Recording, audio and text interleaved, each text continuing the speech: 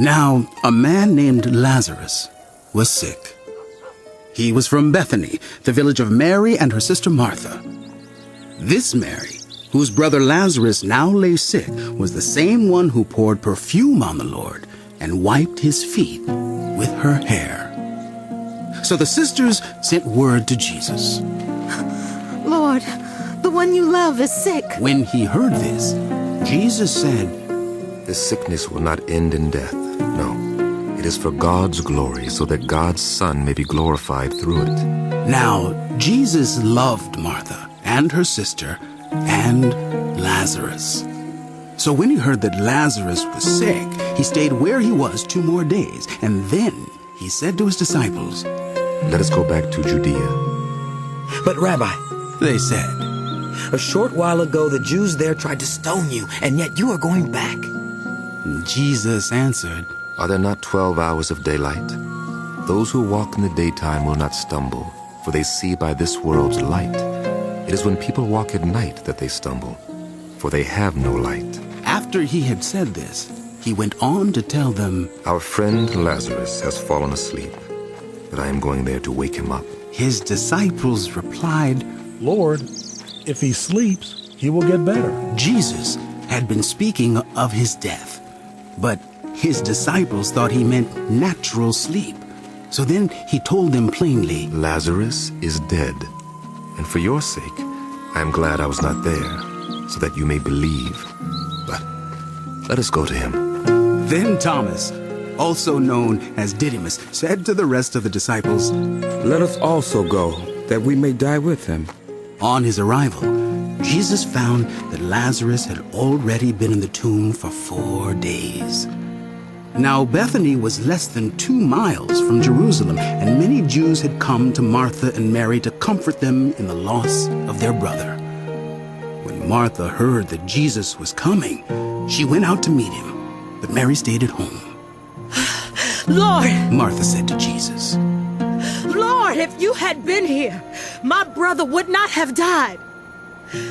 But I know that even now, God will give you whatever you ask. Jesus said to her, Your brother will rise again. Martha answered, I know he'll rise again in the resurrection at the last day.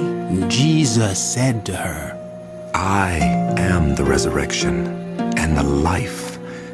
Anyone who believes in me will live even though they die.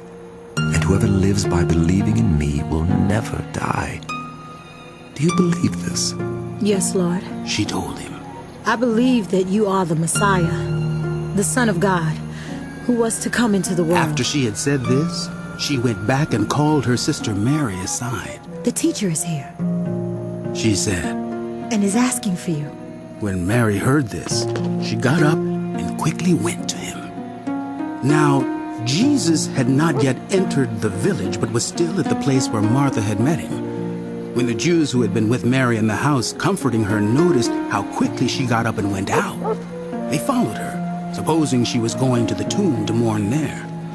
When Mary reached the place where Jesus was and saw him, she fell at his feet and said, Lord, if you had been here, my brother would not have died.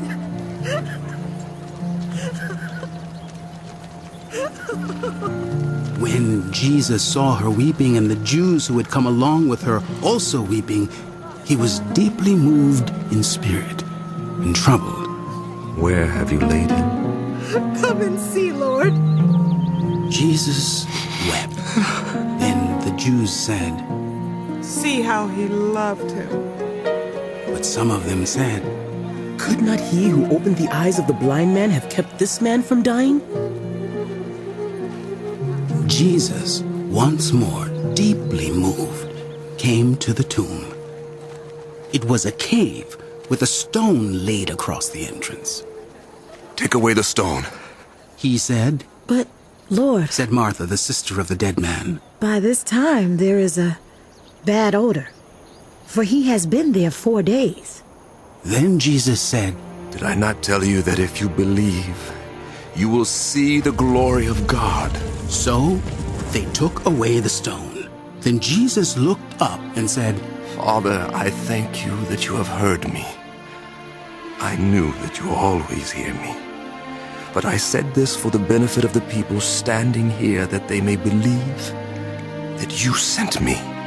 When he had said this, Jesus called in a loud voice, Lazarus, come out! The dead man came out, his hands and feet wrapped with strips of linen and a cloth around his face.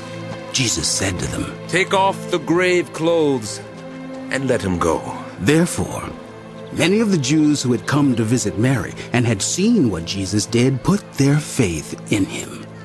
But some of them went to the Pharisees and told them what Jesus had done. Then the chief priests and the Pharisees called a meeting of the Sanhedrin. What are we accomplishing? Here is this man performing many signs.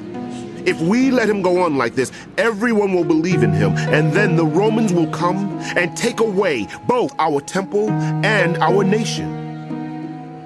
Then one of them, named Caiaphas, who was high priest that year, spoke up.